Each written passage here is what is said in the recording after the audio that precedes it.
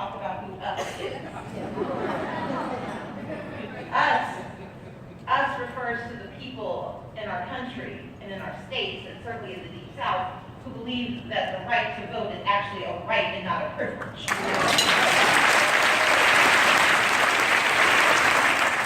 Us are the people of the larger South who understand that because we have been down, we have never been out, and we are on our way back. Us are the ones who understand that standing on the backs of every success, standing on the backs of every opportunity, are believers who've been down there digging the soil, growing us for years, building us for generations, readying us for a time such as this. And we know it's working because I've never seen a community of people work so hard to strip away our rights and our humanity as fast as they can. You see, I know that election was stolen, but it wasn't stolen just for me. I can't prove I would have won because they do a really good job of cheating.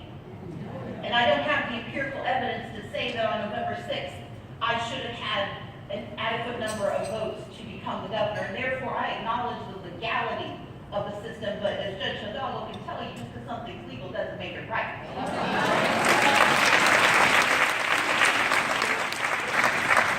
See, I know that in Texas, they blocked people from registering to vote years ago by making it illegal to actually help people access their right to vote. I know that in North Carolina, they've had laws on the books to scare young people away from exercising their rights. I know in Georgia, we have an architect of voter suppression who spent the last 8 years knitting together a system of voter suppression that is unparalleled in America.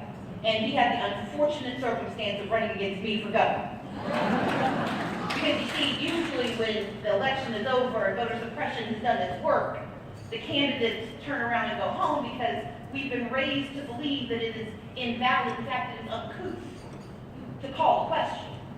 That if you want to run for office again, you've got to concede the election so that everyone knows you're a good sport. I'm not.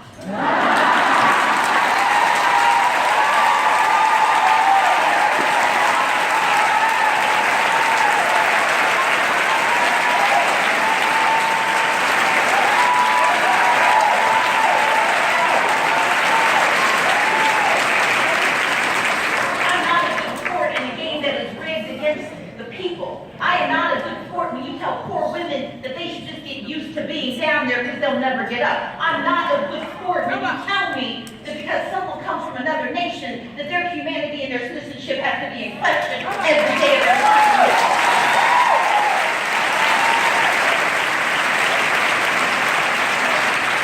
I am not a good sport in a rigged game that elects somebody who says that Medicaid expansion is wrong because he can't figure out a way to monetize it to his benefit. I'm not a good sport when you were willing to spend $150 million to purchase a voting machine you know won't work. I will not play in that game, so no, I am not a good sport.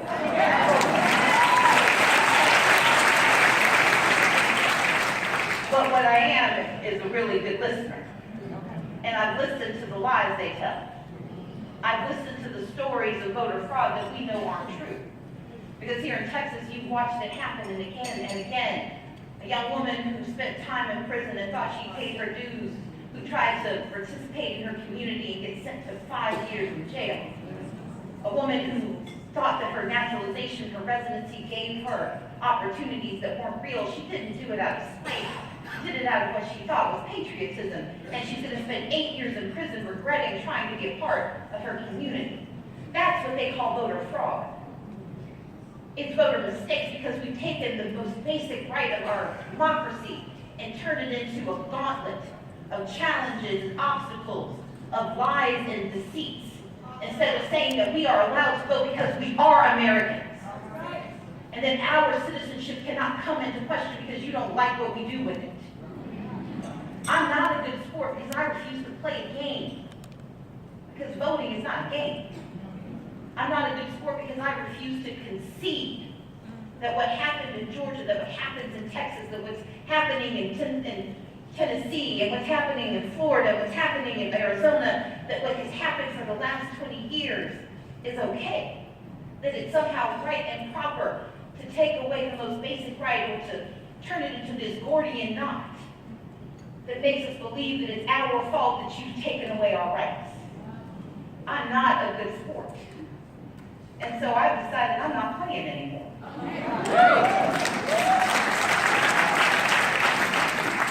Instead, on November 16th, in the face of questions of what the outcome of this election would be after 10 days and 50,000 phone calls from Georgians telling us about how their rights were stripped away, how 1.5 million people were purged, 214 precincts were closed, 53,000 people were put on an exact match list, 90% of whom were people of color.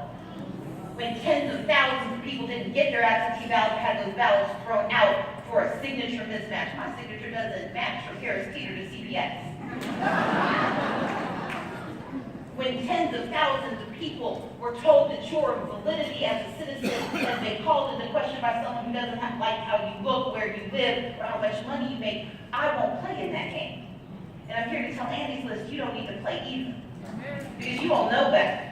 And more importantly, you've done better.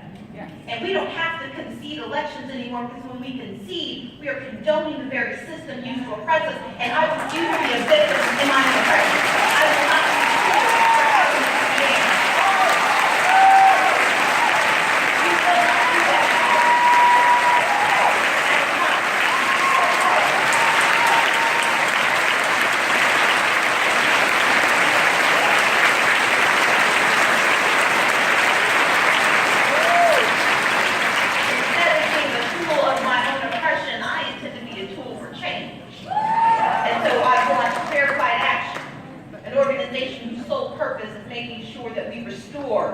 the integrity of our electoral system. And I've launched Fair Count, because you see, while we're fighting against voter suppression, they're over on the other side also working to erase a lot of us from the story altogether. Because the U.S. Census is the only way every 10 years we know who's here. And that is why they are working so hard to make sure that we don't get counted. It began with the citizenship question. But before that, you had a Census Bureau administrator who refused to do the work because he was underfunded, under-resourced, and undermined. They've just agreed quietly to close down the 37,000 census question sorry, I can't remember the name of the organization, but they have these little places you can go if you have a question about your census. There were 37,000 of them in 2010. As of 2020, there will be 0. This is a census project that is going to launch in mid-March and end by mid-April. And then they're going to have enumerators so go out between April and August to collect all the rest. They're moving 45% of the census online, knowing that in communities of color, in poor communities, in low-income communities, and immigrant communities, you don't have access to the internet. Because they want to erase us from the narrative. And why this matters to Andy's List is that if we are erased from the narrative, we're also erased from redistricting. Okay. We're erased from the resources that can come and lift up the communities and make them stronger and more resilient and more likely to participate in our process. And so we started Fair Count because we're not going to let them win at that either. And I'm here to talk to Andy's List because I have 3 things I need you to do. Number 1, I need you all to continue the work you were doing to educate. Say educate. Y'all gotta say louder than that, don't feel better. Say educate. Educate. We are in a state of crisis. They are trying to erase our democracy, corrode it so much so that we stop believing in it. Because they know that that's the only way to hold on to the power they have. And we've got to tell the truth every day and twice on Sunday. But the problem is we tell the truth once, and when people don't say amen, we stop talking. They tell the lies so often it sounds like the truth, and sometimes we even think it's real. But we've got to do the job of educating our people everywhere we are, everywhere we go. Voter suppression is real. The erasure of our people from the census is real. But our power to fight back is also real. If it wasn't real, they wouldn't be fighting so hard to take it from us.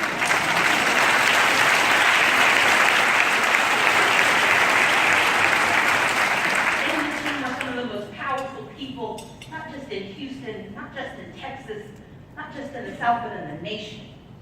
You've got Instagram accounts and Twitter accounts and Facebook accounts, and you actually have things called phones that actually make calls to other people. You've got email, and you've got access to the media, and we have to tell the story of what is happening to our people over and over again, not once or twice, and when they don't pick it up, we stop talking about it. It may not make it to Morning Joe. It may not show up on the last word. But if it can show up in the Houston Chronicle, then we've made some progress. And if it can show up on local radio stations, and when they hear you calling in, when they hear you telling the truth, then people who think it was their fault that they got erased from the rolls realize, well, no, it's not me, it's them. Because voter suppression is most insidious when it convinces you that you're at fault. That this vast system is just this neutral thing, and that if a mistake is made, it must be your fault.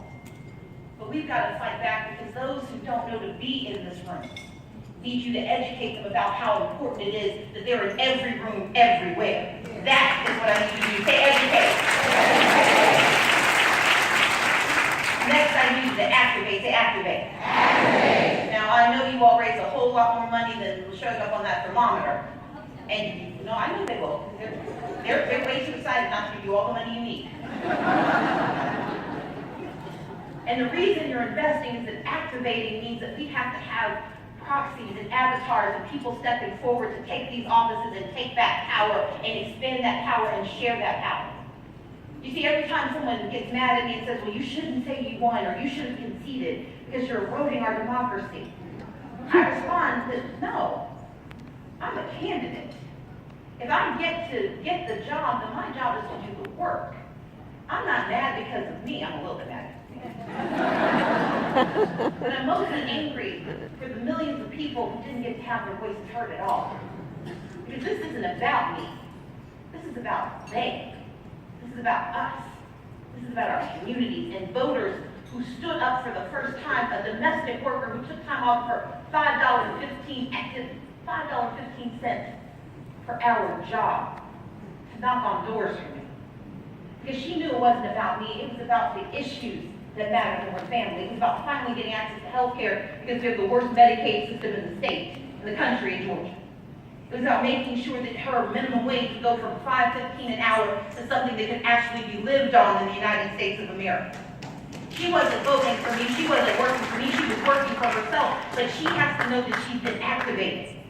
And everyone in this room is capable of activating even more. Activating candidates for office, but also activating fighters for justice. And don't wait for them to show up because you saw it on MSNBC. You gotta go and ask. And not just the person standing next to you in line, but going down that street that you never go down because you don't know who lives there and you don't want to find out. Because we win elections not by going back to the people we already like, but by talking to people we don't know, that we're afraid of, that we're mad at. You see, I lived in Texas for a year, and I can tell you, y'all got enough people to win everything every time. Sure. This isn't a matter of if, it is a matter of when. But it's the win only happens when we go and believe that persuasion is not just about telling each other the stories we know. It's about activating those who don't think they're in the story at all. Because while the census may be the largest construct to erase us from the narrative, Texas has been doing it for a long time. But you all know better. And I'm here to ask you to activate yourselves to do better. To understand that persuasion targets aren't transferring and transforming those who don't agree with us into people who do. Because my parents are ministers. I don't believe in conversion like that. I watch them convert people's souls. That's hard work and it takes a long time. And your proof of concept is always way later. I believe in convincing. I believe in reaching out to people who need our help now, who need to know their own power now, who need to be activated now. People who never show up at these meetings because they are working the second or third job just to put food on the table. Those are the ones who need to hear from us. And so as Andy's list continues to recruit and train, those who've been recruited or trained, those who come to support that work have to go out into the communities and find those people and talk to them about their value, talk to them about their responsibility, and not as a chastisement for why they haven't done it before, but as a call to action because we know we can do it again. You need 9 seats in 2020, y'all can get that done. Because if you activate those folks, those 9 seats in those communities, those pockets that we don't go down into, the people we don't persuade, Those are people who are ripe for the taking because they don't need to be persuaded to agree change is necessary. They just need to be persuaded that they are the change we need to see. That's the opportunity.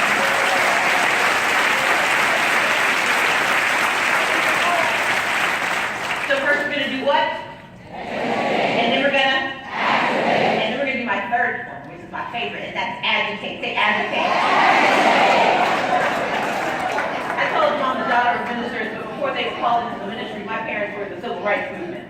My father got arrested helping people register to vote when he was 16. My mom was doing the same work. She was just smart enough not to get caught. But I grew up in a family of agitators. Say agitate. Agitate. I grew up in a family that believed that you don't wait for change to come, you make change happen. I held the seat of a man named Hosea Williams. You know, Hosea Williams was fond of saying that when something was dirty, it didn't get cleaned in the washing machine because of the water.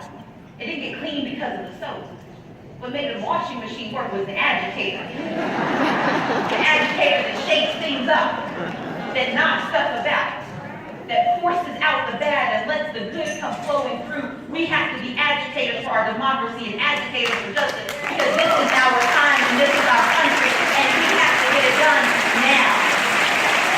That's what's happening.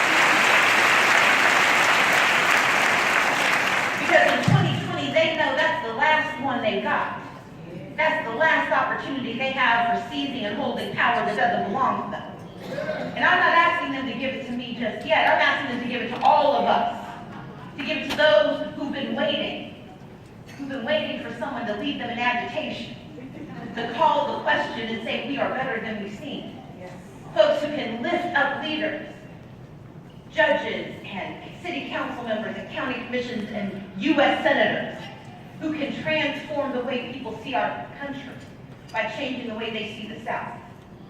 Because you and I know that when you change the South, you change America.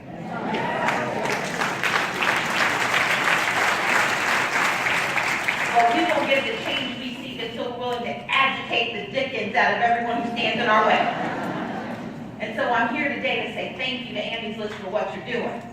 I'm here to say to all of you, give them more money so they can keep doing it. But most importantly, I'm here to call on you to join me. First, by doing what? And then I need you to, and third I need you to, and if you get that done, we can vacate and get the work done. Thank you so much.